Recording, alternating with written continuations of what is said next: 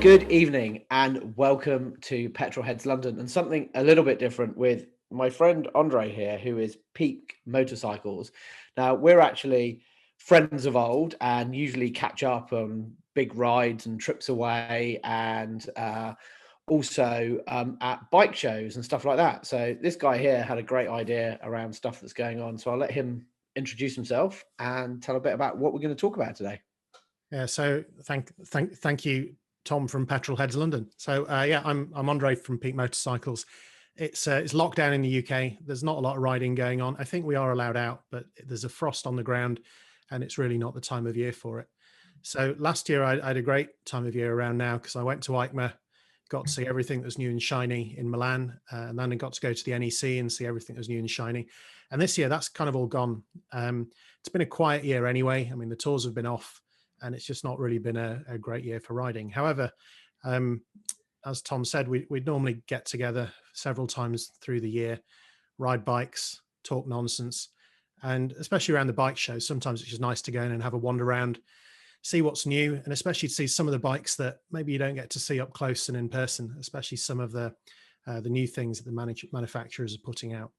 So what we thought we'd do was, now that Motorcycle Live is not taking place in Birmingham, they are having a virtual show, and it really isn't the same. You know, you can't just go and sit on as many bikes as you want, just talk nonsense about the bikes that are there. But nevertheless, there are some new bikes that have come out this year that I thought looked kind of cool. And I thought that it's the sort of thing that I would normally talk to Tom about, and we just, talk nonsense about them, really.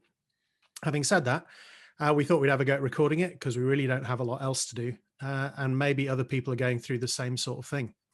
So, yeah. So, can I talk about the first bike that I like? Well, I mean, like strong probably, isn't it? But yeah, I think the idea is that, look, we've just kind of gone through and picked out a bunch of bikes that are in the new list, and that may have changed since we did this 2 days ago. And just, I think we're just gonna.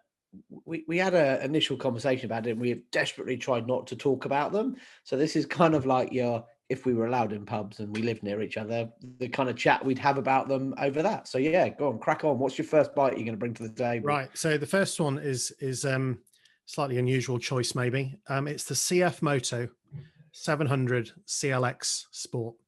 So CF Moto is a Chinese brand, not terribly recognizable over here yet, but they've got a couple of bikes that have come out all based on this same platform, and it's a 700cc parallel twin. And they're catching up. For a long time, some of the Chinese bikes that came over, they did look a bit cheap. They weren't really the sort of thing that you necessarily look at and actually wonder what it was. And they're now coming through, and it's a 74 horsepower bike with a slipper clutch. It's got things like an LED headlamp on it and cruise control, and fly-by-wire throttle As with standard. riding modes. Well, I mean, because who doesn't need cruise control? But as standard, right? Because a whole load of bikes at the moment, yeah, absolutely. Stuff I've looked at today, which will come up later, there's things that like that were standard and now taking them away. So hopefully, bikes like this will kind of bring it back. And by the way, I've got them on my screen here, so I'm looking at the images. So the CLX Sport is their naked version. It's I think they look quite cool, for what they are. I haven't seen one in the flesh. I don't know what the quality of the finish looks like, but just from all the images they've put out and on the virtual bike show, I think they look all right. And the key thing is I think they're going to be under $5,000. I mean, that's making a Royal Enfield 650 Interceptor look expensive, and it's that sort of market, but with a few more toys on them. I know that Royal Enfield have had so much success with the Interceptor that they've sold loads of them, but it is quite a basic bike. They're kind of using that classic thing, and this definitely looks a bit more modern. It looks it looks a bit like the old Yamaha. I'm going to get the model number wrong, so yeah, bitch about me in the comments afterwards. But is it YZF? The old? Do you remember the yellow one with the yellow and black kind of pattern on the tank? Do you've got any idea what I'm talking about? The one that had violins. Yeah. It looks a bit like that, and it's quite a nice looking compact bike, isn't it? It feels like a good commuter. We haven't ridden it, but it's just got a nice kind of squat stance to it, hasn't it? It looks like it's really good for kind of like throwing around through traffic and towns and cities. And yeah, no, it's a cracking looking bike. And you know what? And if they're any good, I think they'll sell loads of them. And I thought you were going to say I'd buy one. The problem Well, with this man is he has a lot of bikes I have a lot and of more I have space for more bikes. and it's so much easier to justify a £5,000 bike than it is a more than £5,000 bike, as so few are.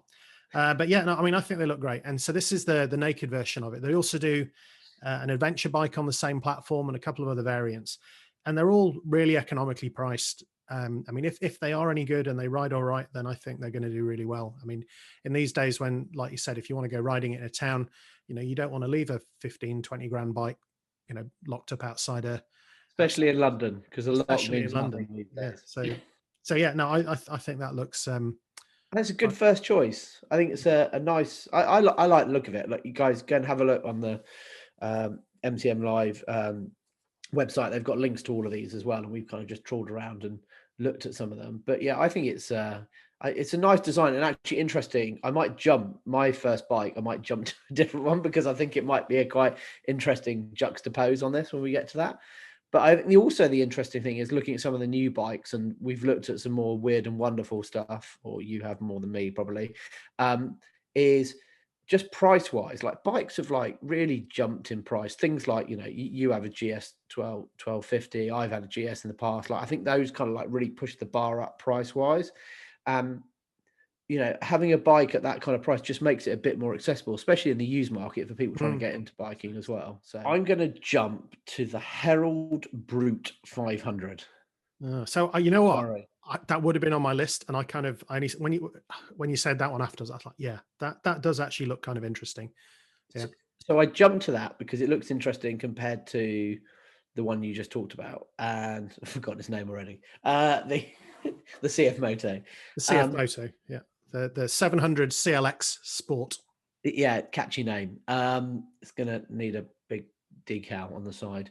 This kind of feels a little bit Ducati-esque. It's like these kind of like slightly cafe racer naked bikes, like a really, coming to the fore. It's got, spoked wheels.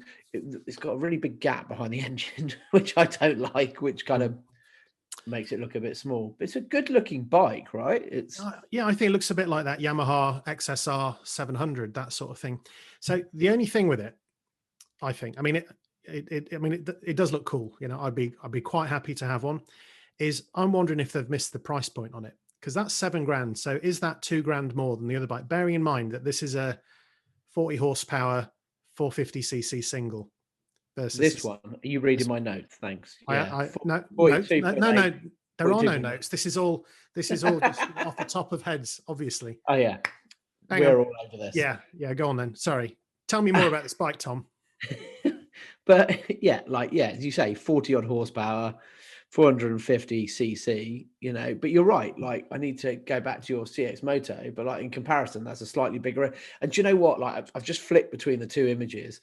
Like, that thing I said about the gap between the engine, these are really like, very vain things, but that feels like a big kind of chunky motor, doesn't it? And, when I picked the Herald Brute, I was like, I really like it. It's a good looking bike.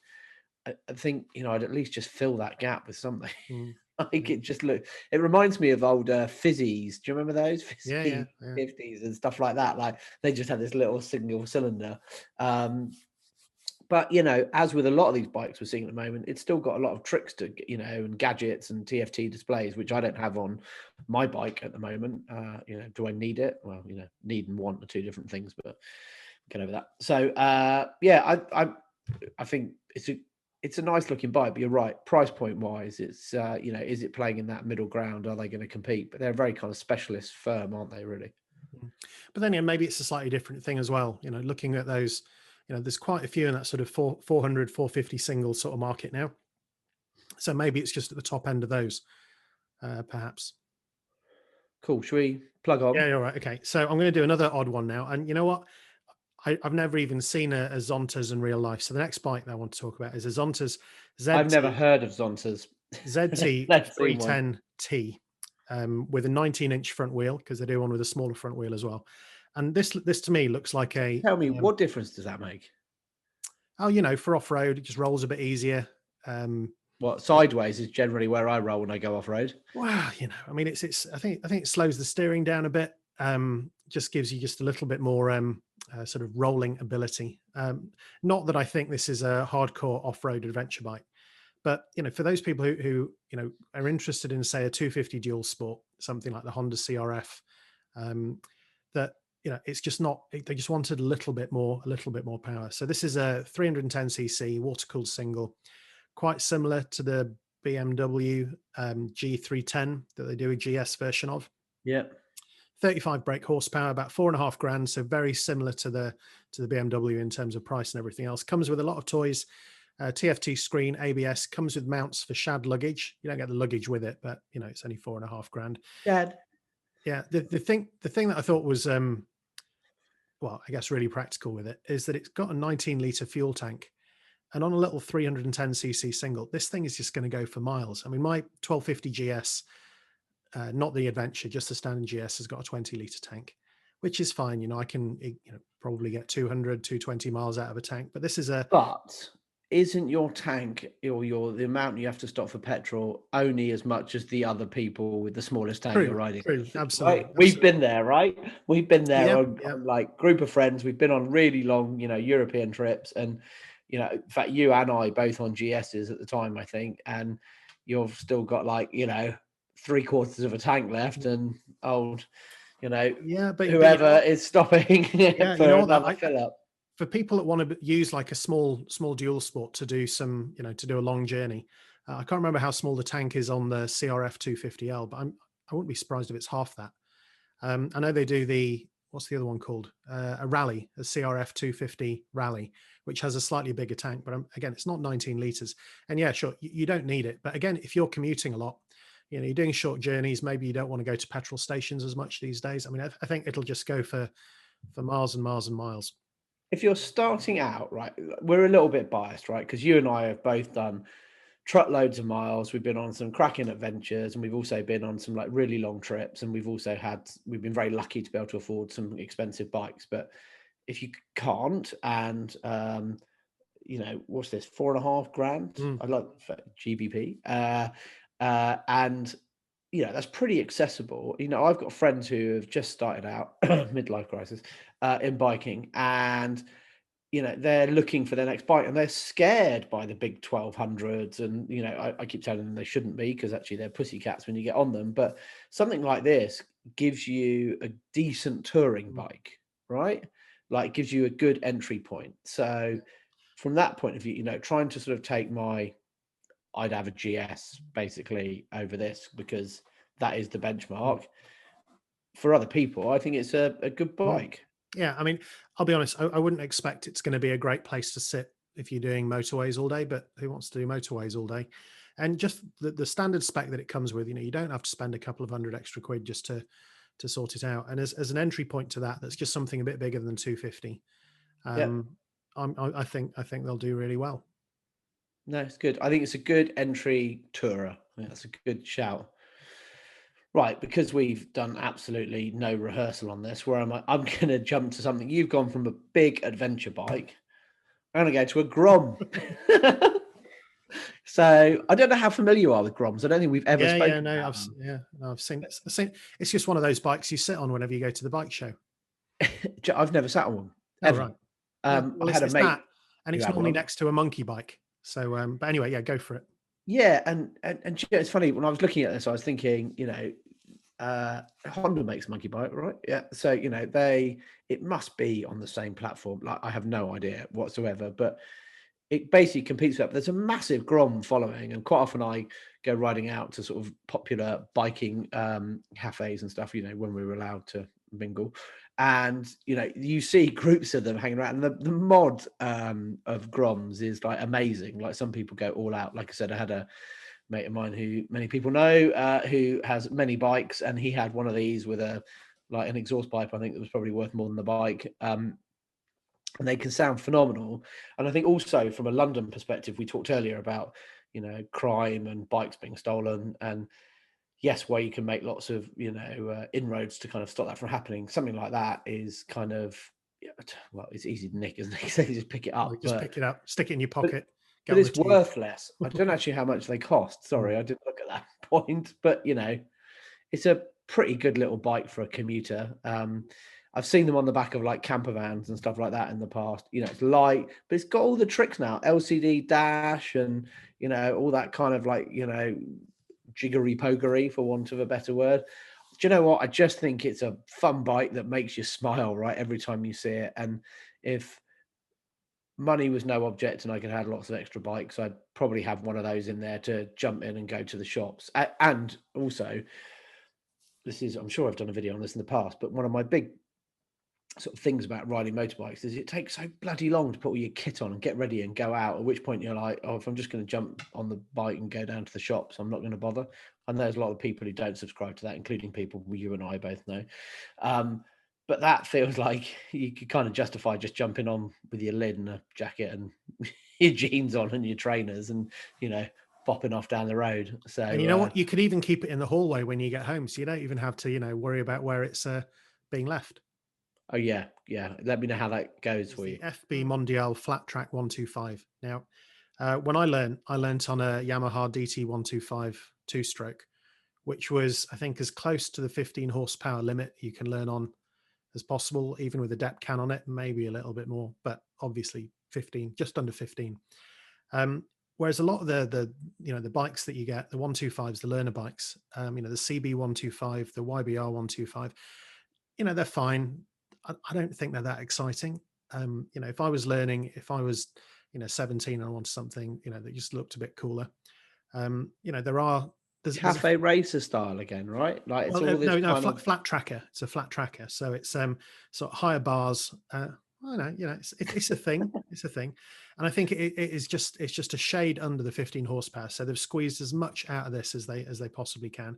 Again, comes with spoke wheels, TFT dash, ABS, four-pot caliper at the front, and again, just over $4,000. I mean, okay, it is more. I know there are bikes out there now for sort of $2,000 and $3,000 in this sort of bracket, but you know, if you're trying to find something that is kind of cool, that's a 125, that maybe is something a bit different.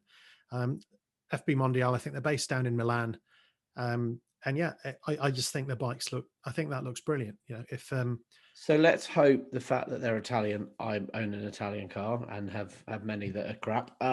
This one isn't, but you know, the styling. Let's hope it hasn't taken over function. I think it's a good looking bike. Reminds me of the bikes they used to like when I was a kid, and you used to go and see things like the Wall of Death, and you see the bikes cracking around those, like, you know, with the white helmets all standing up. Can't put my arms out that way. It's not a bad looking bike, is it? I think you're right. Like, it's just a bit different and a bit fun. Like when I started riding, you know, I was 16 and we had 50 cc's and it was all DT 50s, AR 50s, and what did I have? An MTX 50, which was a scrambler type thing, and scrambler's a strong word, looking. And you know, it's pretty formulaic, I think, in the kind of like learning side. So I think to have something a bit different is quite nice. I'm going to go for something close to my heart. If you don't already know, I own a BMW S1000R, which these guys know when they're on a headset with me and we're off on a tour. I bore them less about the fact that I think it's the best bike I have ever owned. I'm still pretty adamant about that. I would always like to own more bikes, but there is the new incarnation. Now, look, I've not done truckloads of research and there's loads of new reviews about this bike, and I'll kind of just talk a little bit, but it takes the frame. It's got a new frame to it. It's got a whole new setup. It has the TFT display, which none of the sports bikes got, I think, in the last iteration, and it has now. Interestingly, like weird things I picked up on, like it's got a 3-year warranty, keyless ignition. Do you know what? You've had keyless ignition, haven't you? I don't know. I have it actually. Yeah, my GS has got it. Yeah, and there's a lot of people who kind of hate it in the biking world. I've never had it on a bike, so I don't know whether I love or hate it, but it's something they've put into it. 165 horsepower, you know, still 999 cc. I'm looking at a picture of it. So a couple of things, like really vague things. The colorways of it this year, I think, are back to the original ones almost, where they had, I think, white, silver, and red.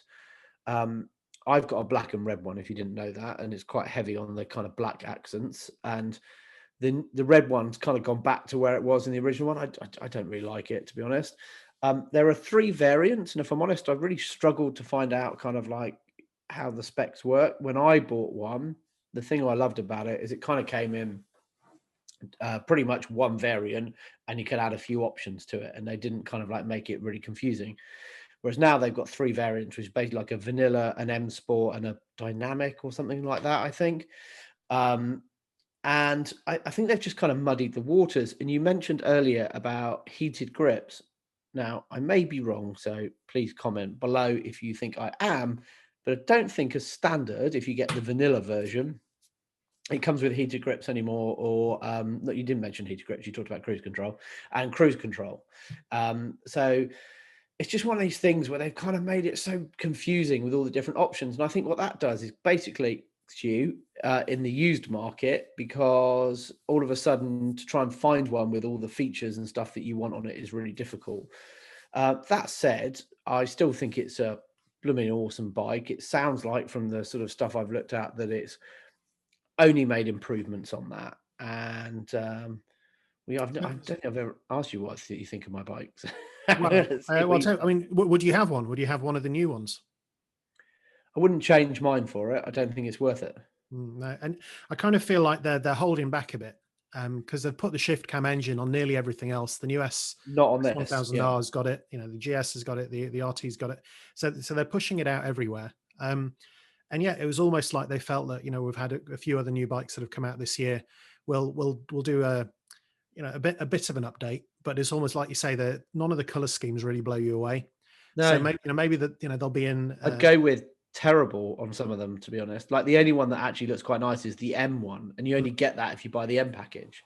Oh, and then it also does things like unleashes like the pro settings in the ride modes, and like whereas in the old bikes you just used to put a chip in and you get them. I don't get on mine, but yeah, some of them. But you know, still cracking looking bike. They've changed the front end. You know, they've got rid of the squinty eye, so sort of bring it into line with what they've done with the RR as well. So yeah.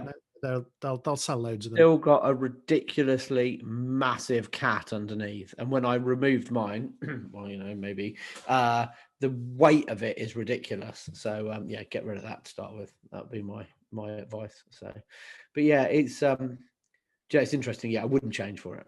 So that's kind of why I felt I had to bring that one up. And I think there's always a cat and mouse game between BMW, like made a big change in super sports and naked bikes that brought people, like a lot of the Japanese manufacturers, and especially Ducati, which we will get onto one of my other choices later, like into play. And their electronics were always amazing. You know, you and I have ridden a lot of BMWs, like we know that they're really good.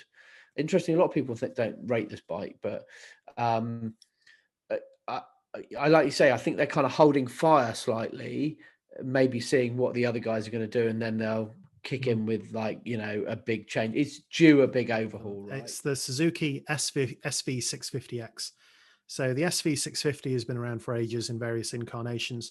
So the 650X, it's a 650 90-degree V-twin, but they've kind of changed the styling up a bit. It's got this little sort of wind deflector on the front. It's got a single seat. They call it a tuck and roll seat, whatever one of those is. But and it's brown. It is a brown seat, and it is a sort of a bronzy coloured frame. And I think, you know, it's I mean, this is just like the standard spec one. Doesn't have a fancy exhaust on it. Doesn't have any of, you know, anything that's kind of pimped it up.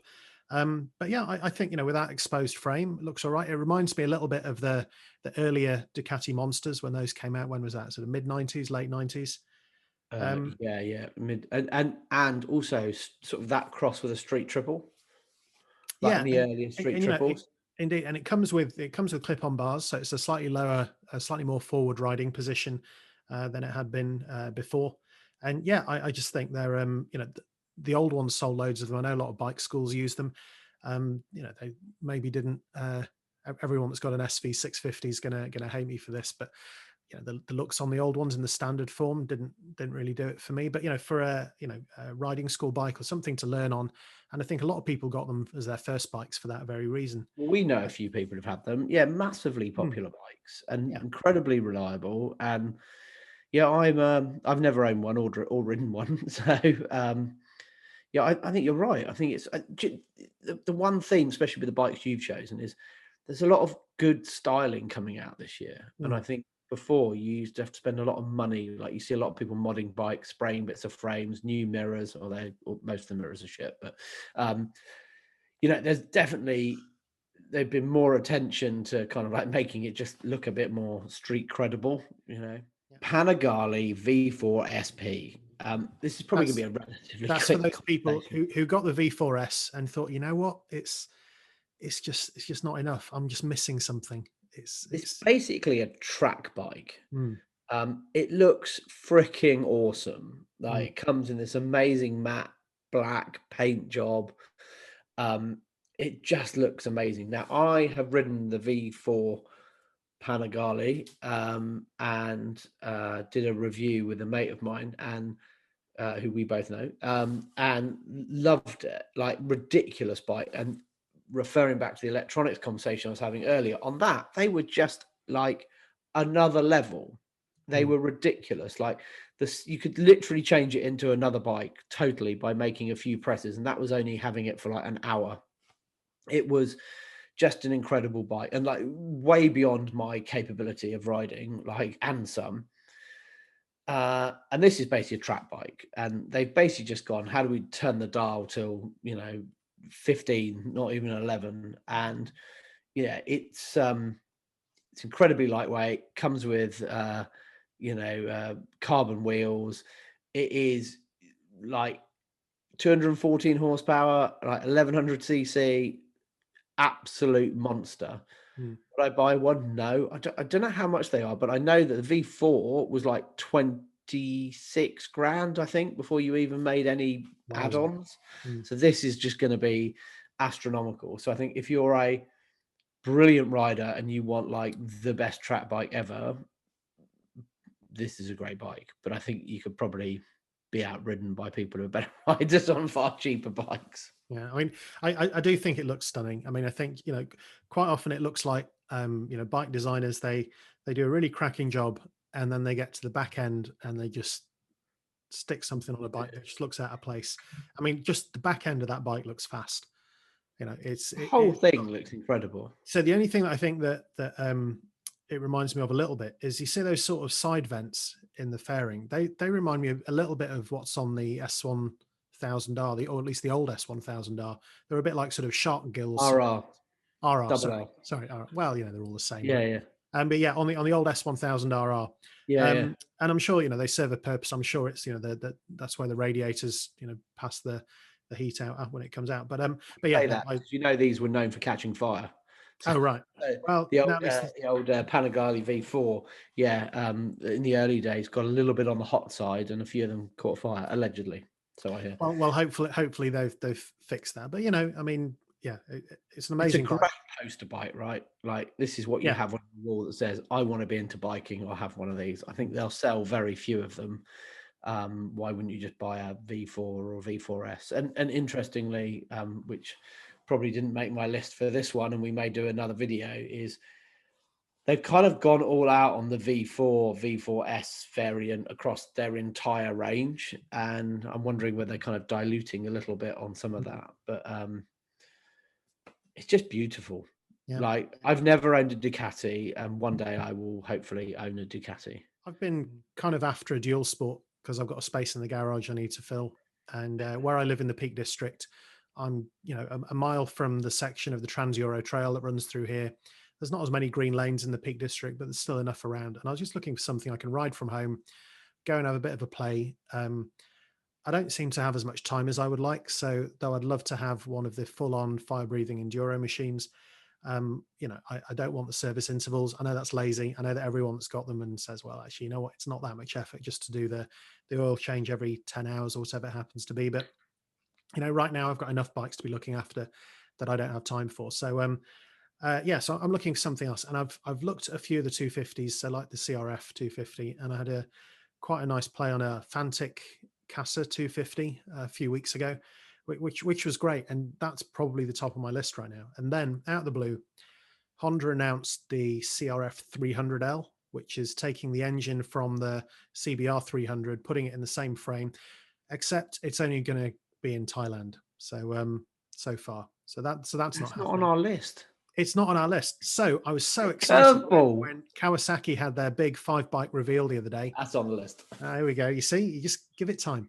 And it's the Kawasaki KLX300. So I think this is not necessarily their response to what Honda have done, but I think they were probably planning the same sort of thing, taking the KLX250. It's just put a bigger engine in it, just that little bit more. It's still only 137 kilos, which is heavy for an enduro bike, heavy for a trail bike, but it's a lot lighter than most of the road going dual sports. It's 10, it's just about how heavy it is when it falls on top of you, right? That's judging by my off-roading, or how heavy it is to drag it out of a muddy puddle. Yeah, or a gully in a river, as one of my mates had to do. Anyway, sorry, I digress. Yeah, so yeah, I thought they were great. And I rang my local Kawasaki dealer the other day and I said, look, I've just seen the press release for these, do you know when you're going to get them? And they said, yeah, you know what, that's a global announcement. Nothing on the European announcement. So unfortunately, and I suspect it's an emissions thing, they haven't made it Euro 5 compliance or whatever it needs to be right now. So yeah, US dealers are getting ready to get them. Australian dealers are getting ready to get them. But yeah, that is the ideal bike. I really hope that they do bring it here. I hope there's enough interest. I hope they can do what they need to do, because it is a modern engine. It is a new 292cc 4-stroke single. How do you reckon that stacks up against some of the KTMs? I mean, look, all the off-roading I've done when I go to Spain nearly every year. Obviously not this year because we're not allowed to go farther than our doorstep. But and I always ride KTMs and love them, and it's going to be way down on power. Down a hill a few times. Yeah, it's going to be, I reckon, probably half the power, something like that. Maybe maybe a little bit more, but it's going to be, it's not going to be doing what a KTM does. But then again, for the most of the green lanes around here, there's walkers on them, there's people walking dogs. There's plenty of mountain bikes, there's people out enjoying it. And while there is a thrill of being able to have enough power to get up and down the hills, to be able to overtake things when you're going to these trails, most of it is fairly low speed. A lot of the Trans-Euro trail is exactly the same. I mean, I could ride. You know what it costs? I don't know what the KTMs cost actually, but in comparison, they're sort of eight grandish, something like that. So it's significantly cheaper. Well, it's in US dollars. Well, they're kind of. What is your list? Yeah, the Fantic I think was about 4.8, something like that, and I think that was the closest thing. I mean, it's been tweaked up a little bit more. I think it's closer to 30 horsepower, so maybe 5 or 6 more than the Honda. I don't know if there's a trade-off on reliability and durability, but yeah, we'll see. So yeah, so I was very excited when the KLX300 was announced, only then to have my hopes dashed to find out we're not getting it. However, it's still on my list anyway, because I thought it was kind of cool, and it's nice to see that the manufacturers are paying a bit of notice and maybe seeing where there's a gap in the market. An old favorite, a CBR 650R, which is basically a 600 in a new guise. Now, Andre and I have both ridden one. Not this. No, hold on. That's rubbish. We've both ridden the CBR 600s because we went to the Ron Haslam School of Racing, which, by the way, if you haven't done it, is freaking exhausting but bloody brilliant. I think they're shut. I think they're closed. I think they've closed Ron Haslam. Not the man himself. Him. Does he? The race school. I think this year's been the end of them. I think. Yeah. Well, anyway, it was great. If you didn't go, you missed out. Sorry, tough. I mean, I hope I'm wrong. I hope it is still running and they're all fine and they're doing a grand job. But I'm sure I read something. Anyway, we'll see. I'll check that. I thought Andre was going to talk about the fact that he almost had a ginormous off at one of the corners, but we won't mention that because he hasn't mentioned it to his wife. So that's the first time I've ever ridden a CBR 600, and actually it's really demeaning because there's a guy who's just like an Uber rider in front of you on I think a Phaser or something similar, who's sat almost side saddle riding in front of you, and you think you're Ron Haslam or something. Anyway, when we all got back from that, we all went, brilliant bike. Why haven't we got one of these? And bikes have got so big now and they're all 1000cc. And, before I bought my S1000R, I test drove the RR multiple times because I really want it. But actually they ride like 600s, when you ride them at a certain level, but these are really great bikes. And actually, interestingly, Yamaha have released, I think, and correct me if I'm wrong, but I think they're saying that the R6 is no longer going to be a road-going bike, and it's a track-focused bike only. And I need to go double-check on that, but I'm pretty sure that's what I read the other day. So, and 600s or that kind of bracket seem to be kind of like disappearing. And I think it's a bit of a shame because actually for a, when you get on something like an RR, to actually get the real kick out of it around country roads is like you need to be in a country that has higher speed limits. Let's put it that way. Whereas something like that, I think, you'll probably find that you kind of be able to rev it up a little bit more and kind of like enjoy it legally. And so for me, I think it's a welcome addition to the stable. It feels like Honda are coming back on these things. They've brought out a new Fireblade as well, which has seemed to be really well received. So I think this is a really interesting bike to watch. Like in terms of, I'm reading my stats over here, it's pretty light, it's, 2,000 kilograms. Well, I think compared to some of the other things, I mean, how much does my bike weigh? I didn't put a weight in, but I think it's, I don't know. I mean, no, maybe not. If it is 207 kilos, I think that's kind of heavy. But anyway, I mean, I think the other thing to bear in mind is that this isn't the. Yeah, I said 2,000. Yeah. Yeah. So this is it. I'm kind of hoping that they're going to do a 650RR at some point. Which I guess will, because I think I've sat on one of these in the dealer because I've got a CB 1000R, and when I've been up in the dealer and looking at what they had, I sat on one, and it's actually quite a comfortable place to be. The bars are just that little bit higher. They look quite, they look like a sports bike, but they are just the R version is, it's just a little bit more. It's easier to live with. You don't have to. A bit like when Ducati, in fact, when we went to MCN Live, 2 or 3 years ago, they brought out the Panigale Super Sport, was it? And that was a bit more upright. I'm doing this with my hands down here. And just So it's not the Panigale, it's just the Super Sport. And I think there is a new Super Sport out this year as well. But yeah, it's exactly with that sort of thing in mind, I think. But yeah, I mean, I'm sure they'll sell loads of them. I bet the engine, I think the engine is bulletproof. And yeah, it's nice to have something like that because, like you say, you get a litre sports bike, especially around here on these country lanes. You could ride it everywhere in first gear if you wanted to. If you want to stretch its legs, you're going to be at risk of losing your license before you know what's happening. Or something else. Yeah. Yeah. It feels like Honda's back, and I think it'd be a really interesting one. The kind of reason to flag this bike is I think it'll be interesting to see what the rest of their bikes look like, especially with the Fireblade as well, like over the next year or so. I think there's some interesting things to happen. That's a few bikes we've gone through, all new things that are out this year. So yeah, there's still a few more. We haven't sat on any of them. We haven't had any silly pictures taken sitting on bikes. We've not just been able to wander around and just look at, what else we might have in the infinite garage. But yeah, it's good to talk through some of these things and see what we might come across next year. And look, guys, if you like this, give us some thumbs up below, comments below, be kind. This is the first time we've done this and we're trying to do it in one take without a lot of preparation, which might be clear. The whole idea is, look, it's supposed to be the chat that we would normally have in a pub over a few beers after being at MCN Live. We have got other bikes that we want to talk about. We haven't really told each other what they are yet. There's definitely some I'm itching to kind of throw out. We want to do another one of these. I think the plan is what we'll try and do is we'll do one on my channel, and we'll do one on Andre's channel on Peak Motorcycles. And so we can kind of like just keep going with a bit of a vlog series. And I think there's some interesting stuff. And if we can get other people to come in and talk to us, then even better. So, I mean, not better. I mean, it's great as it is, surely. But I don't know. I think I should talk to other people. But yeah, no, that sounds like a plan. There's people you should definitely talk to, but this is probably not the. This is a recorded call, right? So, but look, all that remains to be said is, look, thank you for watching. If you've made it this far, well done. It's taken me 2 glasses of wine to get this far. Thank you for watching. Loads of comments below. Give us thumbs up, likes. I'll be links to Andre's channel below at Peak Motorcycles as well.